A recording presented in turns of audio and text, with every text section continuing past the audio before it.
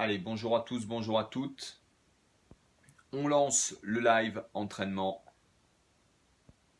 de ce soir. On va attendre quelques instants que d'autres spectateurs, téléspectateurs nous rejoignent sur la page Facebook du magazine Trimag. Allez, je vous attends.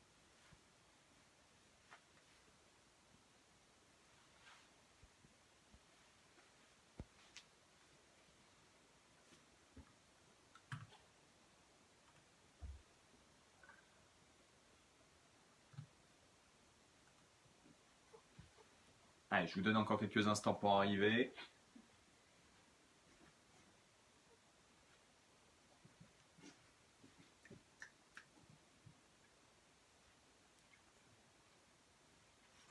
Alors, vous êtes 3. Est-ce que vous m'entendez bien? Est-ce que l'un d'entre vous peut me préciser si vous m'entendez bien avec un petit pouce bleu? Je vais voir moi sur l'autre ordinateur si ça fonctionne bien. Hop.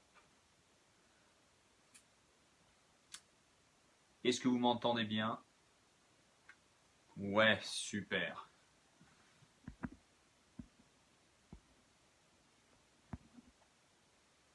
Alors, juste récupérer vos questions. Voilà. C'est super. Allez, une dernière petite minute. Je sais que c'est vendredi soir, peut-être vous êtes à l'apéritif. Vous avez débuté le week-end. J'espère un beau week-end d'entraînement. Alors, ne vous étonnez pas, hein, si vous me voyez tourner la tête sur le côté, c'est juste que comme ça je vois si vous me posez des questions et ça me permettra d'y répondre dans un second temps.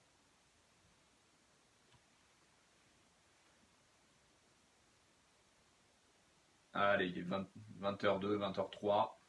Bonjour à tous, bonjour à toutes, et puis bienvenue pour ce nouveau Facebook Live spécial entraînement. Nous allons continuer à parler durant ce deuxième opus de la préparation au triathlon longue distance de l'Alpe d'Huez. Donc c'est le deuxième opus sur la page Facebook du magazine Trimag, que je remercie. Alors, ouais, tout se passe bien. Allez, depuis le début de l'année, écoutez, j'espère que vous suivez le plan d'entraînement que je vous propose dans le magazine papier, le magazine Trimag, que vous avez dû recevoir dernièrement. Là, nous en sommes à la semaine 9, 10, 11, 12, 13 jusqu'à 16, d'accord, avec toutes les séances détaillées. J'espère que ce plan d'entraînement vous convient. Hein. C'est jamais très facile de créer un plan d'entraînement pour le plus grand nombre. On va continuer donc à parler de la préparation au triathlon longue distance de l'Alpe d'Huez, avec ses 2 km de natation dans le lac du Vernet, ses 118 km à travers l'Oisans et les 20 km en haut à l'Alpe d'Huez en direction du col de Sarenne. Alors, dans le premier Facebook Live, on avait parlé d'entraînement natation. Sur ce deuxième Facebook Live, on va parler un petit peu plus de cyclisme, qui est quand même le gros morceau du triathlon de l'Alpe d'Huez. Bien sûr, on abordera, comme lors du premier Facebook Live, d'autres thèmes. Hein. Je vous inviterai à poser des questions en commentaire sous la vidéo, et comme ça, j'y répondrai dans un second temps. On va essayer de se faire 20-25 minutes de discussion sur l'entraînement cyclisme, et on va garder une grosse dizaine de minutes pour répondre à vos questions. Alors, le parcours vélo, il est quand même assez fantastique sur le triathlon de l'Alpe d'Huez. 3 difficultés, 3 cols. Col de l'Alpe du Grand Serre, le col d'Ornon et la montée de l'Alpe d'Huez. 3200 mètres de dénivelé, 118 km. Ce qu'on va faire là, on va découper le parcours vélo en 6 portions, histoire que ça ne vous fasse pas trop peur. Et c'est une démarche que je vous invite à avoir. Attends, excusez-moi, hop, je regarde juste les questions. Ouais, voilà. Ouais, c'est une démarche que je vous invite à avoir, même lorsque vous allez rouler durant la course à l'Alpe d'Huez.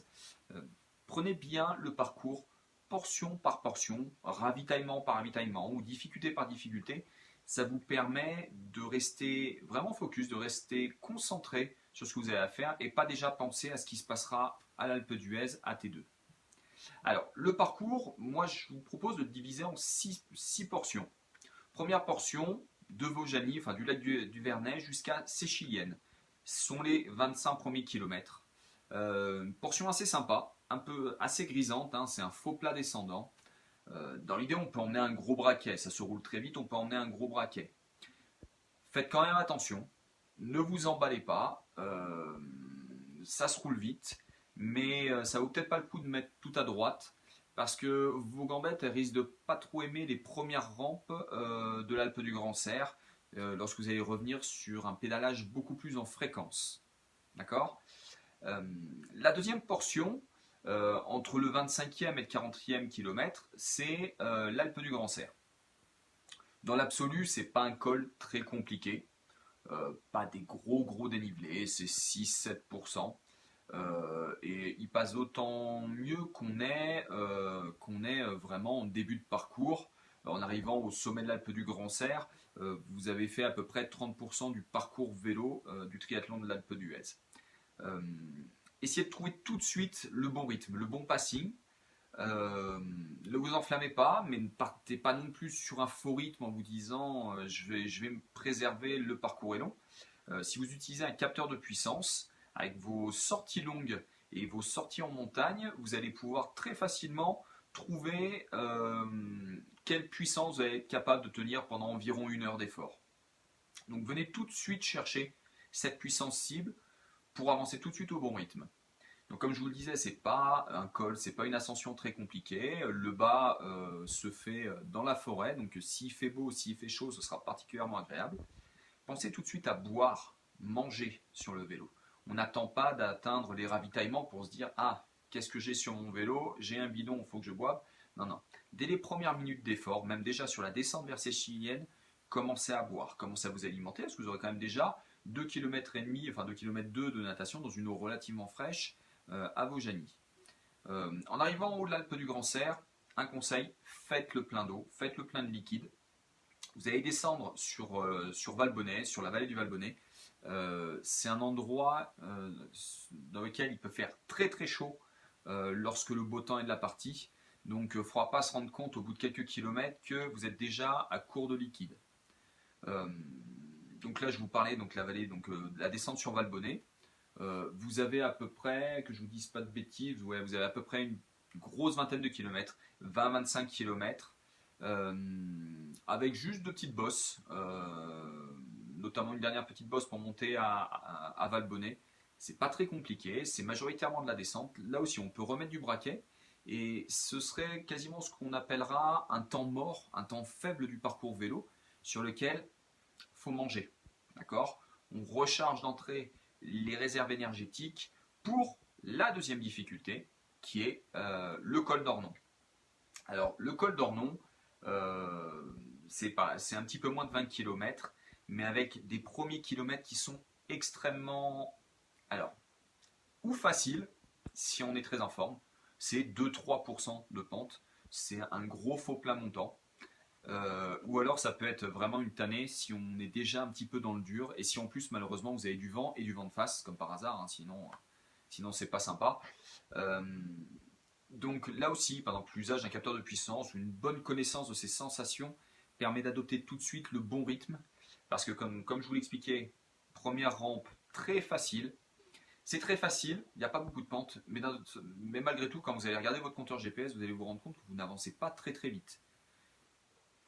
On ne stresse pas, ça grimpe quand même, d'accord ? Ça grimpe quand même, c'est 2-3% de pente.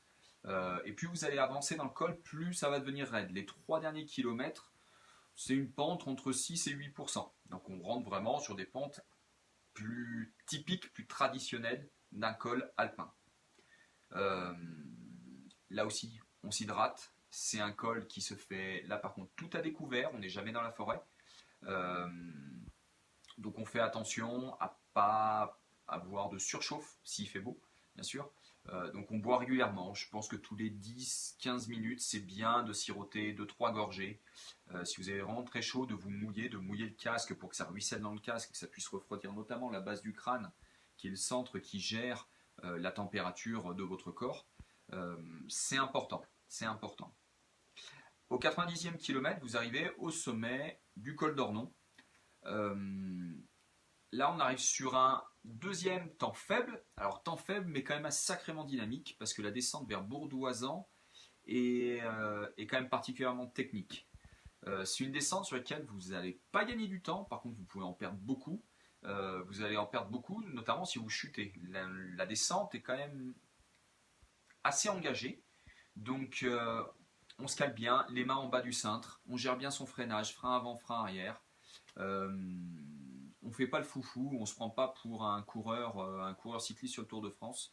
Ça pourrait vous porter préjudice. Par contre, une nouvelle fois, on réfléchit à ce qui va arriver derrière. C'est les 21 virages pour monter à l'Alpe d'Huez. Donc là aussi, on pense à manger. Ça va faire quand même quelques heures qu'on est sur le vélo. Il y a moyen qu'on ait un petit peu les crocs. Si vous avez quelque chose d'un petit peu solide à manger, ça peut être pas mal pour ne pas avoir faim. Et on fait tout de suite un apport en glucides pour gérer les 21 virages qui vont vous amener vers l'Alpe d'Huez. Vous allez arriver à Bourdoisan. À Bourdoisan, comme en arrivant au sommet de l'Alpe du Grand Cerf, il est important de faire le plein des bidons pour ne pas manquer d'eau durant la grosse heure d'ascension jusqu'à T2. Bien sûr, vous aurez des ravitaillements sur l'ascension de l'Alpe d'Huez, mais c'est bien quand même de partir d'entrée avec les niveaux qui ont été faits. La montée de l'Alpe d'Huez, alors probablement vous êtes nombreux à l'avoir déjà fait. Pour ceux qui ne connaissent pas, vous allez partir de Bourdoisan pour monter jusqu'à la station. 21 virages, 1000 mètres de dénivelé, vous allez finir à 1900 mètres de dénivelé. Un gros morceau, mais très sympa à gravir. Les 6 premiers virages de la montée d'Alpe d'Huez sont les plus costauds, ce sont les plus raides, vous êtes au-delà des 10% de pente. Ça peut être un peu compliqué, on a déjà 100 km, de vélo dans les jambes. Vous êtes en fond de vallée et à Bourdoisan, l'été quand il fait beau, il peut faire très chaud. Donc on fait le dos rond. Là encore une fois, on essaie de tout de suite trouver son rythme. Dès que vous allez passer la fameuse borne EDF en sortant de Bourdoisan, on ne cherche pas à partir sur un faux rythme un peu rapide en se disant allez, il faut que je tienne au moins jusqu'au premier virage. Non, tout de suite, je viens chercher le bon braquet, le bon rythme. Et on est parti pour les 6 premiers virages jusqu'au hameau qui s'appelle la Garde. Et à partir de ce hameau, la pente s'adoucit. Alors s'adoucit légèrement, d'accord. On ne vient pas sur du faux plat montant comme dans le col d'Ornon. On reste quand même sur des pourcentages de 6 à 8%. Mais c'est quand même plus sympa. D'accord. Autant les 6 premiers virages, on peut être en limite sur le braquet. D'accord. Vraiment la chaîne tout à gauche et puis on est un petit peu sur un pédalage en force. Peut-être même obligé de relancer en danseuse. À partir de la Garde, on revient sur quelque chose qui nous permet un pédalage beaucoup plus fluide, vraiment plus sympa musculairement. À partir de la Garde, en plus, on re-rentre dans la forêt. C'est un petit peu plus ombragé, donc qu'il fasse beau ou non, ça permet quand même de s'abriter un petit peu. Et on n'oublie pas, sur ces portions, on sera peut-être un petit peu moins dans le dur physiquement, on n'oublie pas de s'alimenter et de boire, toujours. C'est pas parce que ça fait des heures et des heures qu'on est sur le vélo qu'on oublie cette démarche d'alimentation et d'hydratation. À partir de Saint-Féréol, c'est-à-dire le cimetière, jusqu'au bas de la station de l'Alpe d'Huez, ce qu'on appelle la patte d'oie. Pour accéder à la station, il y a 2 routes, et donc ça fait donc une patte d'oie. On revient quand même sur des virages, sur des ascensions, des pentes un petit peu plus raides. Ça fait quand même quasiment 1 heure qu'on monte, ça devient difficile. Et après la patte d'oie, en plus, souvent, malheureusement, on a un vent de face. C'est comme ça, c'est toujours comme ça d'ailleurs, hein, on n'a jamais le vent comme il faut en course. Faut pas décrocher notamment mentalement. Donc, je vous le disais, ça fait quasiment 1 heure, si ce n'est peut-être même un petit peu plus d'1 heure lorsque vous allez être à la patte d'oie, 1 heure d'ascension.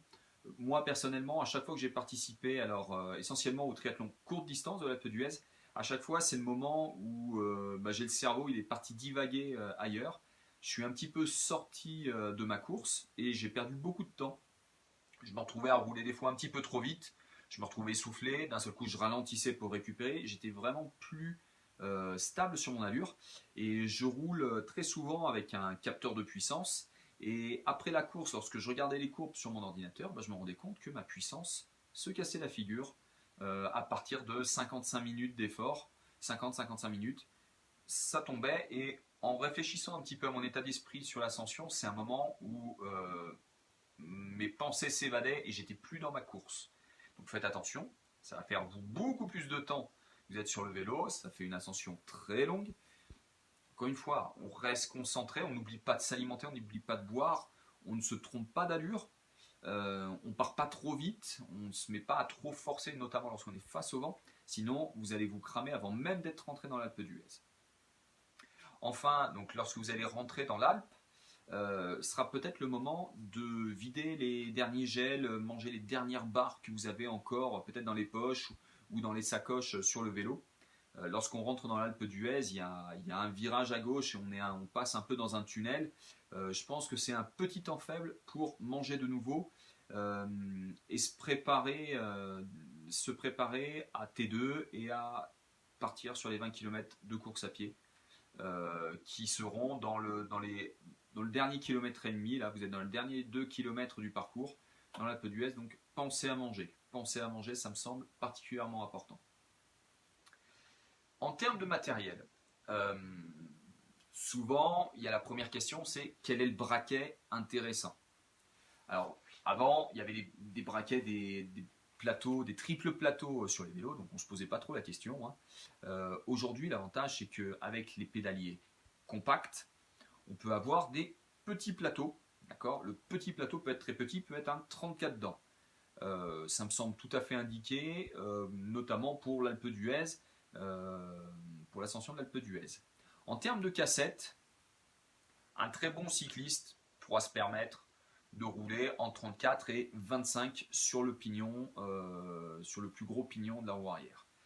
Si vous êtes un petit peu plus limité en vélo ou si vous voulez vous préserver aussi, une cassette en 28 voire en 30 sera une très bonne idée. D'accord, donc on n'hésite pas, vraiment un petit plateau, 34 dents devant et 28-30 dents sur le pignon à l'arrière. Dans l'idée, vous ne serez pas limité pour les portions en descente et notamment ça vous évitera aussi d'emmener des trop gros braquets, notamment sur les 25 premiers kilomètres. Parce que lorsqu'on met un petit plateau en 34 dents, on évite de mettre 53 dents sur le gros plateau. Si vous êtes en 50, 51, 52 devant, ce sera très bien pour les descentes, il n'y aura pas de souci. Après, c'est le choix du vélo. Est-ce que je prends un vélo traditionnel? Est-ce que je prends un vélo contre la montre? Moi, je partirais sur un vélo traditionnel. Parce qu'aujourd'hui, les vélos de contre-la-montre un peu typés triathlon sont vraiment des vélos très aéros et vraiment plus lourds qu'un vélo traditionnel avec des vélos que vous pouvez avoir à 7 kg, 7 kg et demi. Tout de suite sur un vélo de contre-la-montre typé triathlon, vous serez rapidement au-delà des 8 kg et demi.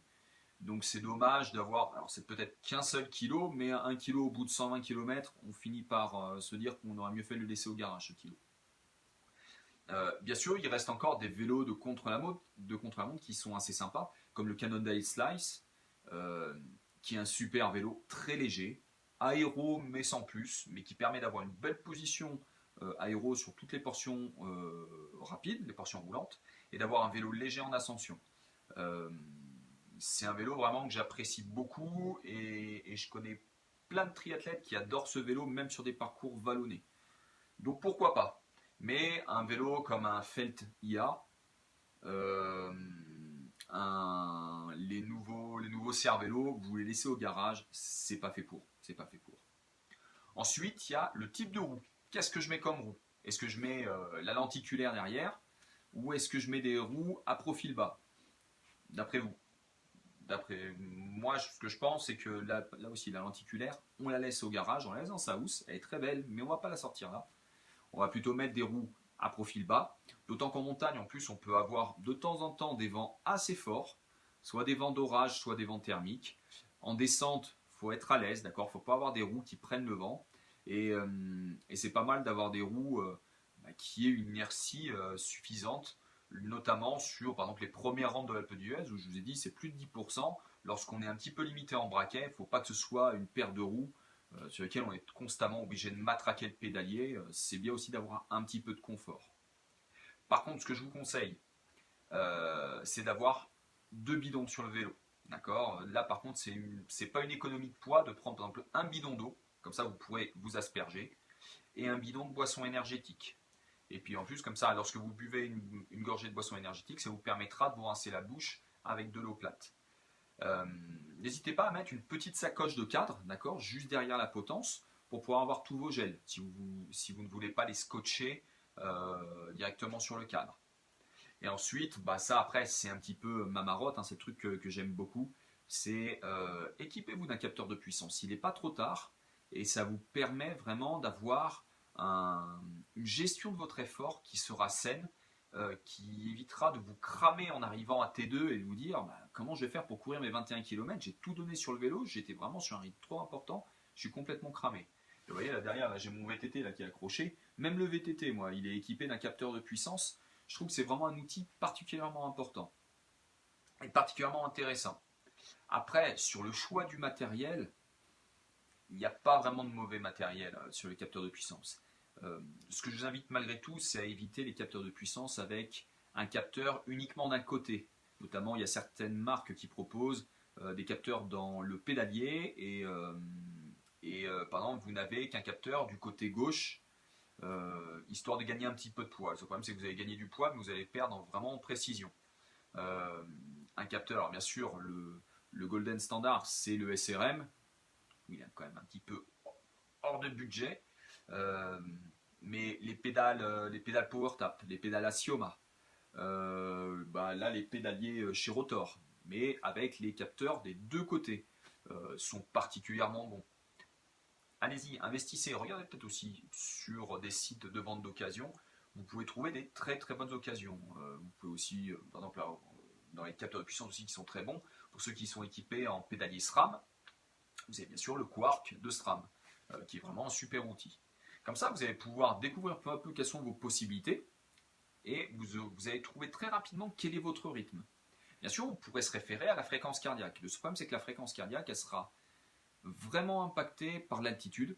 D'accord ? Si vous avez l'habitude de rouler à une fréquence cardiaque de 150 pulsations minute, bah, avec l'altitude, ça va tout de suite augmenter. D'accord ? Vous serez peut-être à 160 pulsations minute pour le même type d'effort. Donc tout de suite, est-ce que je suis dans le vrai, est-ce que je suis dans le faux ? Sur mon allure, difficile de discerner ça. Et la déshydratation impacte aussi vraiment beaucoup la fréquence cardiaque. L'avantage du capteur de puissance, c'est que c'est quelque chose de stable. Une pente à 10% pour un braquet, pour une vitesse précise, c'est une puissance précise. Voilà. Par contre, je vous engage à rouler quand même régulièrement avec le capteur de puissance pour compiler les données et être capable de dire l'Alpe d'Huez, je pense que je vais grimper ça en 1h15. Pendant 1h15, je suis capable de tenir telle puissance. L'Alpe du Grand Serre, je vais peut-être le monter en 50 minutes, 1 heure.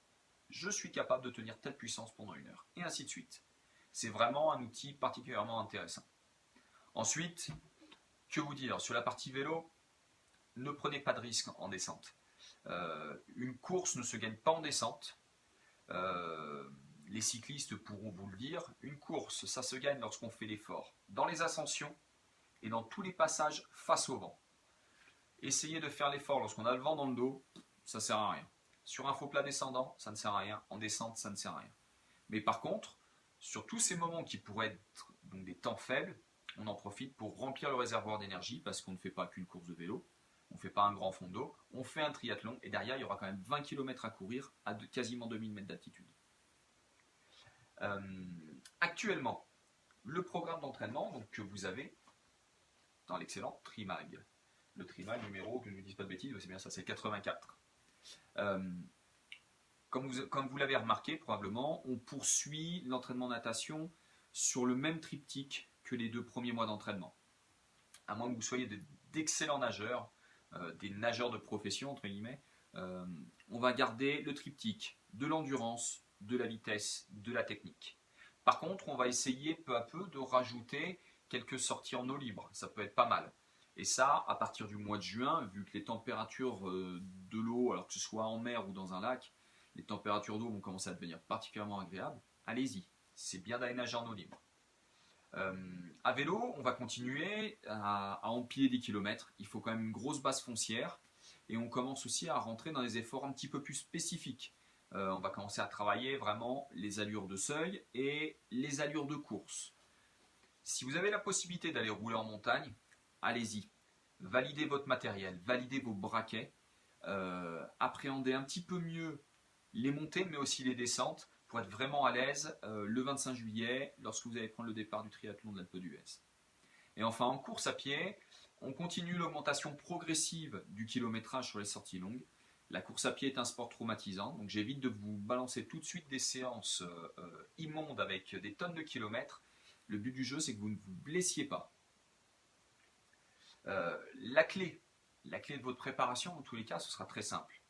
Transformez votre moteur qui consomme très facilement du sucre en moteur à graisse, en moteur à lipides. Si vous êtes capable d'utiliser de manière préférentielle sur des efforts de longue durée des graisses, vous allez épargner le sucre. Et de la graisse, on en a, même lorsqu'on est très sec, on en a en très grande quantité. Alors que du sucre, on en a grosso modo pour 1 heure d'effort. Donc il faut le conserver ce sucre, parce qu'on en aura probablement besoin lorsqu'on va courir en haut à l'Alpe d'Huez. Plus vous ferez des sorties longues associées à des efforts de haute intensité, plus votre organisme va être capable très rapidement, selon l'allure, de venir taper préférentiellement dans les graisses ou lorsqu'il y a une difficulté un petit peu plus importante, très rapidement dans les sucres. Mais nous, ce qu'on va vouloir, c'est préserver les sucres, utiliser en priorité les graisses. Donc là, c'est vraiment tout le but de cette préparation pour pouvoir durer longtemps. Je vous parle rapidement des 2 mois qui arriveront, d'accord, juin et juillet. Ce sera vraiment des efforts très spécifiques. On va essayer de se caler 2-3 grosses séances où on va enchaîner un long vélo et une longue course à pied. Ça vous permettra vraiment de goûter à l'effort longue distance pour ceux qui ne le connaissent pas. Mais si vous voulez, au mois de juin, vous caler soit un courte distance, un triathlon M, particulièrement vallonné, ça peut être une très bonne idée. Si vous voulez vous caser un half, parce que ça peut vous servir vraiment à apprendre à gérer votre effort sur la durée, ça peut être pas mal du tout. Et au mois de juillet, plus ça va aller, plus on va rentrer sur la période d'affûtage, sur laquelle on va chercher à récupérer de l'ensemble de la préparation. Il faut imaginer que chaque entraînement fait plonger votre niveau de forme. Au moment de l'affûtage, on va limiter le volume, on va garder de l'intensité, mais on va limiter le volume pour que votre forme, elle ne fasse que remonter. Le but du jeu étant bien sûr d'arriver le 25 juillet au matin en pleine forme. Bah écoutez, ce que je vous propose maintenant, c'est qu'on va passer peut-être à un petit question-réponse. Si vous avez des questions à me poser, bah écoutez, je vais y répondre. Écoutez, il est 20h30. Eh bien, écoutez, on va essayer de pousser jusqu'à 20h45. Si vous avez des questions sur votre entraînement actuel, sur l'entraînement à venir, sur le choix du matériel, si vous avez des problèmes dans votre préparation, allez-y, je vous écoute. Est-ce que vous avez des questions? Alors je vois Aurélien là, Aurélien Le Renard qui met, ouais, effectivement, je suis dans le dur en ce moment. Attention Aurélien, c'est pas le moment d'être dans le dur hein, quand même. Faut quand même pas trop se sécher. Les conditions météo pour un début de mois de mai sont quand même particulièrement exécrables. Je pense qu'on est tous un petit peu en manque de lumière. Vous voyez, moi j'étais obligé de rajouter un spot, sinon on serait dans la nuit. Faites attention, travaillez bien votre récupération. Lorsque je fais une séance ou très longue ou très intense, vous avez à peu près 40-45 minutes pour manger. Manger un apport en sucre, préférence un fruit, un apport en protéines, pour restructurer, aider tout de suite à la restructuration musculaire. Ensuite, n'hésitez pas à mettre des jours off. Lorsque vous êtes cramé, vous êtes cramé. Donc n'hésitez pas à stopper l'entraînement, une bonne journée, ça vous fera du bien. Sachant que, en plus, une journée, en règle générale, une journée de récupération, c'est pas uniquement 24 heures. C'est souvent, on imagine que vous avez fait une séance entre midi et 2 le jour 1. Si vous reprenez le jour 3 à midi, ça vous fera en fin de compte 48 vraies heures de récupération, ça vous fera du bien.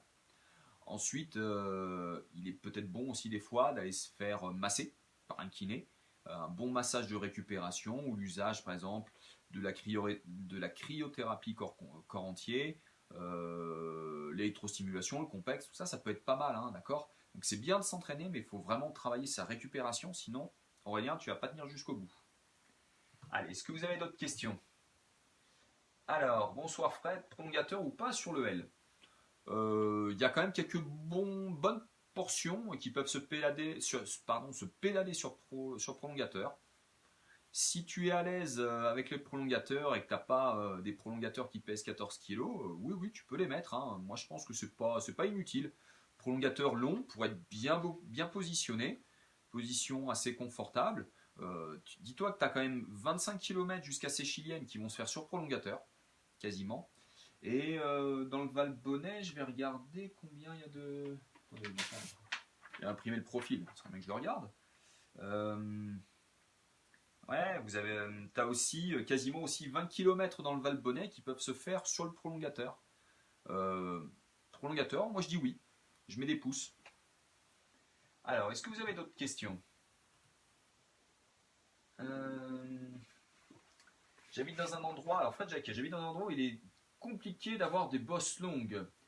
Comment puis-je m'entraîner sur Home Trainer? Ouais. Bah, c'est vrai que ouais, lorsqu'on est, par exemple, dans le centre de la France, je sais pas, du côté de Tours ou en Bretagne, enfin sur toute la façade ouest de la France, ça peut être un peu compliqué d'avoir des longues bosses. Faut imaginer, par exemple, que l'Alpe d'Huez, ça peut représenter entre 1 heure et 1h30, 1h40 d'ascension, selon votre état de forme pendant la course et vos capacités à vélo. C'est vrai que le home trainer, ça peut être une bonne idée. Les modèles actuels, les modèles connectés, sont particulièrement sympas parce que on peut calibrer une résistance qui va nous permettre de simuler une ascension et de faire 20, 30 minutes, 40 minutes, 50 minutes d'ascension sur home trainer. Alors, j'en entends certains, j'en entends une aussi chez moi qui va me dire ouais mais du home trainer c'est chiant. Lorsqu'on n'a pas le choix, eh ben, on se met un bon DVD, on se met devant la télé et on se fait des exercices d'ascension. Alors par exemple, ce qui peut passer, ce qui peut être pas mal, c'est par exemple faire 4 fois 15 minutes d'ascension sur entraîneur. Je fais 15 minutes avec une résistance assez importante. Je fais 5 minutes de récupération, d'accord, avec un pédalage très facile en cadence. Et je remets ça, 15 minutes d'ascension, 5 minutes de récupération, ainsi de suite. Probablement, il ne faudra pas avoir peur de dépasser l'heure de home trainer. J'ai quelques triathlètes que j'entraîne qui ou sont gênés par les conditions météo ou ont besoin d'avoir justement des portions un petit peu longues en ascension, font du home trainer actuellement. Tous les gens que j'entraîne via mon site azurperformance.fr, ils sont nombreux à utiliser le home trainer. Ça devient de plus en plus le truc à utiliser. Et je lisais l'interview comme il s'appelle notre ami Christian Blumenfeld, le Norvégien qui court en courte distance et qui explique que lui en Norvège, l'hiver, il est obligé de faire du indoor, il est obligé de rouler, enfin de faire du home trainer et de faire du home trainer longtemps, même pour préparer des 70.3, parce qu'il court aussi sur 70.3. Et il en fait régulièrement, il adore ça parce qu'il a quand même une qualité de travail, une qualité d'effort. Je ne sais pas s'il y a Arnaud qui nous écoute, mais mercredi par exemple, il a fait une séance de 2 heures de home trainer avec 2 fois 30 minutes à une puissance qu'on avait calibrée à l'avance. Et c'est vrai que ça permet, moi lorsque derrière je contrôle, entre guillemets, je regarde un petit peu ce qu'il a fait durant sa séance, vous voyez la séance a été calée à 230 watts, je crois qu'il fait une fois 228 watts, une fois 229 watts. Que demande le peuple? Moi l'entraîneur je suis content, hein. On avait calibré un effort à 230 watts, il est quasiment à ça, 2 fois 30 minutes. Ça fait un effort long. Attention, il peut faire très chaud sur home trainer. C'est bien d'ouvrir les fenêtres, c'est bien d'avoir un bidon à portée de main pour pouvoir s'hydrater régulièrement, d'avoir une serviette pour s'éponger, mais c'est particulièrement intéressant pour la qualité de l'effort. Dernière remarque, si vous faites des longues séances sur home trainer, pensez à bien nettoyer votre poste de pilotage, votre potence, vos étriers de frein avant, parce que lorsqu'on transpire, ça a tendance à tomber sur le cintre et la sueur dégrade très rapidement toute la visserie de la potence ou de l'étrier de frein à l'avant. Donc faites attention à ça, il faut nettoyer derrière, rincer à l'eau claire et puis essuyer tout ça. Alors Ah ben voilà, ouais, Fred Jacquet, ouais, Tour, bah tu as tout à fait. Bah Arnaud, il s'entraîne pour le Tourman et il est à Tours aussi. Et donc tu vois, il fait du home trainer pour avoir des longues bosses parce que j'ai cru comprendre que par chez toi, je crois que Arnaud, l'autre fois il est passé dans une bosse, il y avait 1 kilomètre. Donc c'est vrai que ça va pas chercher loin. Alors, entraînement croisé, si je fais un peu d'ergo et d'aviron. Aurélien, alors ouais, Aurélien, ouais, donc voilà, qui me parle d'entraînement croisé et de caler du vélo donc sur home trainer et de l'aviron. Alors l'aviron c'est pas mal pour renforcer le haut du corps et ça peut compléter ton entraînement natation. Après, si c'est pour remplacer la natation, rien. Il y a un moment, il faut aller dans le bassin, il faut faire des longueurs, hein. Mais ça peut être pas mal. L'entraînement croisé, moi j'apprécie particulièrement. Et particulièrement durant l'hiver, où moi j'habite dans une région où on ne peut pas rouler, ou très difficilement. Et donc il y a un moment, il faut faire de l'entraînement croisé, et même lorsque la possibilité de rouler et de courir revient, ben, chez nous on conserve notamment ben, l'entraînement sur les skis. Vous voyez là, juste ici, là, ce que vous voyez pendre, ben, ce sont les pots de phoque pour aller faire du ski de randonnée, pour aller faire du ski d'alpinisme. C'est une très bonne idée et ça évite notamment une surcharge et mentale parce qu'on fait tout le temps le même sport, ça peut devenir chiant à l'échelle d'une saison, et une surcharge physique parce que, par exemple, on va commencer à se blesser parce qu'on court beaucoup, on a les tendons d'Achille ou les genoux qui commencent à grincer, on fait beaucoup de vélo et on a un petit peu mal au dos, un petit peu mal aux poignets, aux épaules. Voilà, ça permet de varier un petit peu les efforts, ça peut être particulièrement intéressant. Alors, est-ce que vous avez d'autres questions? Est-ce que vous avez d'autres questions? Alors, entraînement croisé, hein, ça peut être aussi un petit peu de préparation physique. Hop, je réapparais vite fait à l'écran. Dans ce bouquin, je suis triathlète, bah, je vous propose des exercices de préparation physique. Voilà, je ne sais pas si vous voyez bien.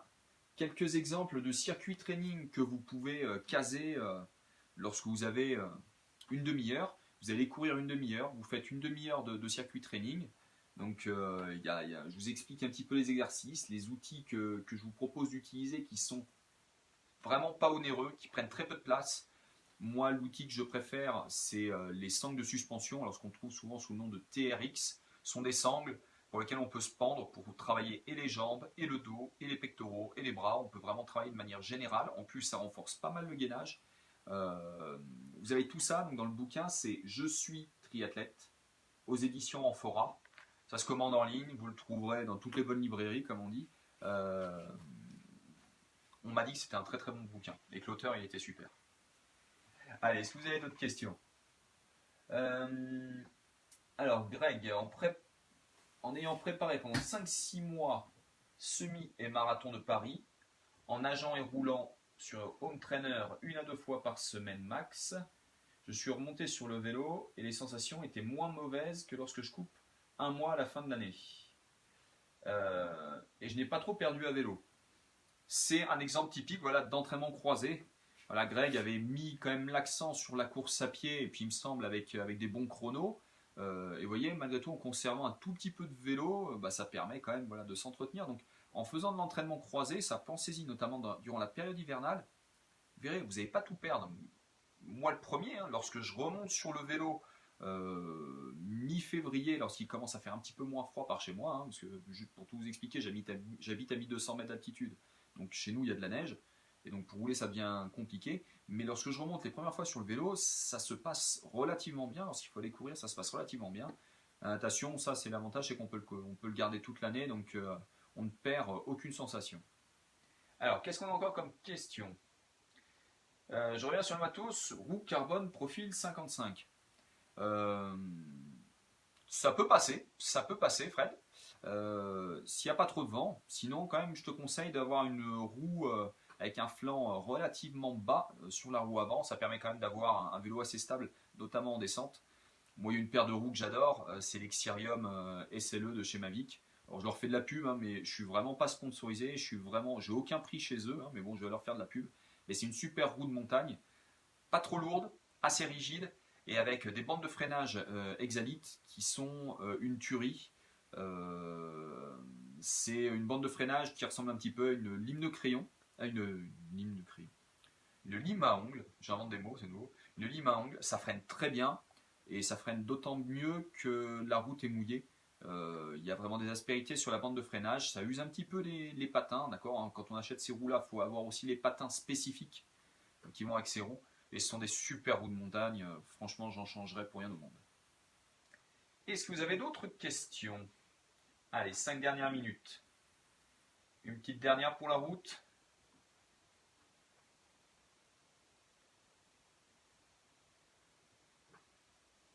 Le matériel en vélo, hein, c'est souvent le moment où on se fait des tempêtes sous le crâne. Quel type de roue, quel type de braquet, euh, quel type de chaîne aussi, hein. C'est vrai que maintenant c'est de plus en plus un peu, alors pas le truc à la mode, mais c'est vrai on vient chercher les gains, ces gains minimes de puissance avec par exemple des roulements céramiques, une chaîne préparée, des galets, comme on dit, oversize pour le dérailleur arrière.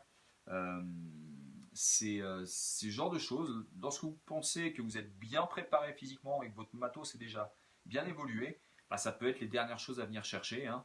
Euh, dans le boîtier de pédalier, les roulements céramiques sur les galets, sur les roues, ça peut être pas mal, hein. Mais c'est vraiment les derniers trucs qu'on va venir chercher, hein, d'accord. Ces derniers gains, ce qu'on appelle les gains marginaux, pour venir gratter quelques watts. Par contre, ce qui est sûr, c'est que si vous ne mettez pas une chaîne préparée, la chaîne le jour de course, elle a été nettoyée, elle est lubrifiée, d'accord. On n'arrive pas avec une chaîne toute noire, pleine de poussière. On arrive avec une belle chaîne luisante, hein, d'accord, hein, comme sur le vélo là, hein. Et on la lubrifie, hein. Ça c'est un mauvais point et le meilleur moyen de dépenser de l'énergie pour rien dans les ascensions que d'avoir une chaîne toute cracra. Allez, est-ce que vous avez une dernière question? Voilà, une dernière question. Pourquoi la séance du milieu de semaine est aussi courte? Alors, je suppose que tu parles des séances que je propose donc, dans le plan d'entraînement. Alors, je suppose que tu parles de la séance de vélo, Philippe. Alors, pourquoi elle est aussi courte? Parce que tout simplement, bah, tout le monde n'a pas la possibilité de rouler longtemps en milieu de semaine. Mais c'est bien quand même de pouvoir caser un petit bout de vélo et de ne pas limiter le vélo uniquement au week-end et surcharger le vélo, surcharger, je vais y arriver, le week-end en vélo. C'est bien quand même de pouvoir en caser un petit peu en milieu de semaine. C'est vrai que quand, voilà, par exemple, semaine 9, semaine 10, voilà, ce sont des séances qui durent une heure, une grosse heure. Et notamment là, ce sont des séances que vous pouvez caser sur Home Trainer. D'accord. Vous avez un contenu relativement précis. Hop, si je retrouve la page. Alors, regardez, par exemple, là, vous avez séance de force, 20 minutes d'échauffement avec un développement progressif, quelques passages intenses pour finaliser l'échauffement. Et après, maintenant, vous avez 5 minutes en force avec une cadence basse. Après, une sorte de fractionné, mais qui n'est pas un fractionné en tant que tel pour développer du point de vue cardio, mais c'est pour travailler les différences de cadence, avec 45 secondes vite, 15 secondes lent, et on revient sur de la force. On vient chercher, là, c'est vraiment une séance de vélo, qui est faite pour être casée principalement sur Home Trainer, parce qu'on n'a pas forcément beaucoup de temps. On rentre du travail, il est 18h. Allez, j'ai 1h, 18h, 19h, je me cale sur le Home Trainer. J'ai ma séance de qualité sur Home Trainer. Voilà, c'est pour ça qu'elle est aussi courte. Après, Philippe, si tu as la possibilité de faire cette même séance en extérieur, je t'invite à rallonger l'échauffement et la récupération.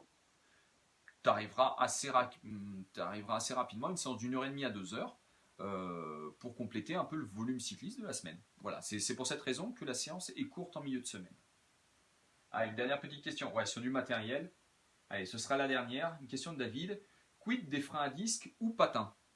Alors, je vous avouerai que j'ai un vélo alors, qui est un gravel, mais que j'utilise aussi sur route, qui est avec un freinage à disque. Bien sûr, excellent, rien à dire. Freinage progressif, puissant s'il le faut, très très bien. Mais il ne faut pas oublier qu'en règle générale, ce qui nous pose un souci au freinage, ou dans un virage pris peut-être un petit peu vite, ou sur une chaussée humide, ce n'est pas forcément le freinage. C'est ce qui nous colle à la route, c'est-à-dire nos pneus, nos boyaux.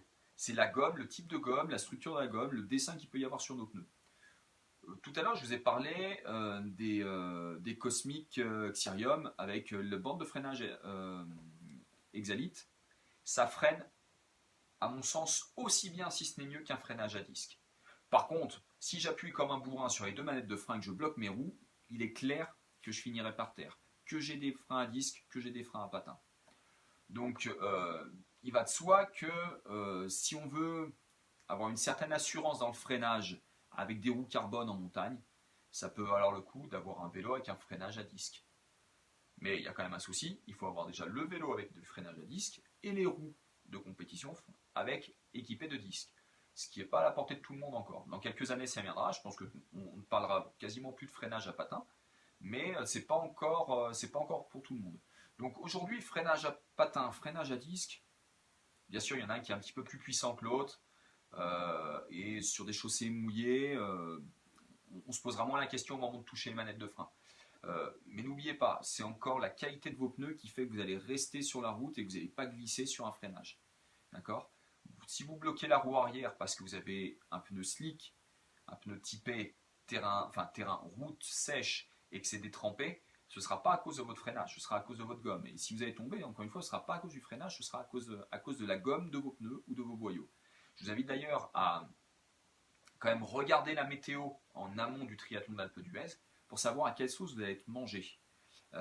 Si vous avez des boyaux très typés temps sec, ça peut valoir le coup d'aller voir votre vélociste et de vous faire monter des boyaux ou des pneus avec une structure qui permettra d'évacuer la pluie un petit peu plus rapidement. Alors vraiment des pneus ou des boyaux typés temps humide. Vous allez faire quand même des descentes assez longues, assez rapides, avec potentiellement de la poussière ou je sais pas moi des ruissellements comme on peut avoir régulièrement en montagne sur les routes de montagne. Faut vraiment une gomme qui est faite pour ça. Donc dans la semaine précédant le triathlon d'Alpe d'Huez, un petit coup d'œil sur la météo et je vérifie que le matériel que je vais utiliser, il est adéquat. D'accord ? De la même manière, la tenue. Je n'ai pas parlé de la tenue, mais si le temps peut tourner à l'orage potentiellement, la veste de pluie dans la poche, dans le dos, elle sera vraiment pas inutile, hein, parce qu'une descente sous la pluie, alors que vous êtes uniquement en trifonction, d'accord, en singlette, en short ou en trifonction unique, vous arriverez à Bourdoisan, vous serez frigorifié et vous serez incapable de monter à l'Alpe d'Huez dans de bonnes conditions. C'est voué à l'échec, c'est voué à l'abandon. Si la météo annonce vraiment de la pluie, ne sous-estimez pas le mauvais temps. Vous êtes en montagne, vous avez passé des cols à 1400 mètres d'altitude, vous avez monté à 2000 mètres d'altitude, il va faire froid. Une fois qu'on est trempé en descente, on se refroidit très rapidement et les muscles, ils n'aiment pas du tout. Donc la veste de pluie, le coupe-vent sans manche, s'il fait frais, les manchettes, c'est vraiment pas un équipement superflu sur un triathlon. Alors comme l'Alpe d'Huez, mais on peut parler de l'Embrunman ou de la Triman, ou l'Alpman, qui sont vraiment des triathlons de montagne. Lorsque la météo est mauvaise, on s'habille, d'accord ? On s'amuse pas à se pointer en trifonction, parce que vous allez peut-être prendre un orage, vous allez peut-être prendre la grêle. C'est important, c'est important. Comme les petits bouts de chaussures, d'accord, vous savez, les petits bouts de chaussures néoprène pour vous protéger les orteils, ces couvre-chaussures qui protègent que les orteils, ça peut être des petits accessoires super importants. Alors, te redonner le Fred, donc alors ce sont les Xyrium, les Mavic Xyrium, normalement SLE, avec la bande de freinage Exalite. Voilà. S'il y a quelqu'un de chez Mavic, je vous ai bien fait de la pub, je suis preneur d'une deuxième paire de Xyrium, s'il vous plaît, ce serait sympa. Hein, parce que là, ça se trouve, je vous ai fait vendre une paire de roues. Donc vous n'hésitez pas à me contacter via ma page Azure Performance sur Facebook. Merci beaucoup. Allez, on va conclure cette vidéo. Merci à tous de m'avoir écouté. Merci à tous pour vos questions. N'hésitez pas à continuer à poser des questions à la suite de la vidéo. Moi, dans les 48 heures, là, dans le week-end, j'y passerai régulièrement. J'hésiterai pas à vous répondre. Je vous invite aussi, pour ceux qui ne l'ont pas encore acheté, à acheter le Trimag numéro 84. Vous trouverez les 2 mois en cours, avril-mai, d'entraînement. Là, actuellement, je suis en train de vous préparer le mois de juin et le mois de juillet pour que ça parte à la maquette pour le Trimag numéro 85. Si vous voulez des infos, n'hésitez pas à m'envoyer des petites questions, soit via mon site azureperformance.fr, soit via ma page Facebook Azure Performance Fred Hurlin, entraîneur. Et puis bah, écoutez, si vous voulez plus d'informations pour bien maîtriser votre entraînement, pour comprendre ce qui se passe à l'entraînement, bah, je vous invite à faire l'acquisition de Je suis triathlète aux éditions Amphora. Vous avez 200 pages avec plein d'infos sur l'entraînement, natation, cyclisme et course à pied. Et surtout, il y a deux personnes que je remercie. Je vais en profiter que je suis en live, que je remercie de m'avoir aidé sur ce bouquin.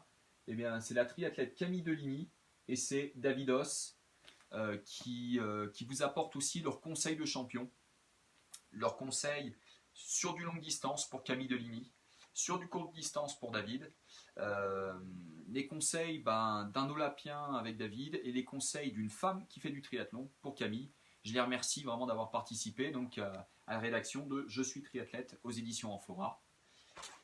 Et bien sûr, on n'oublie pas le Trimag numéro 84.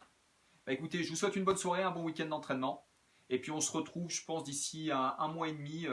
Je pense que vers la fin du mois de juin, un petit peu avant l'Ironman de Nice, on se refera un live Facebook. Bon week-end à tous et bon entraînement. Ciao.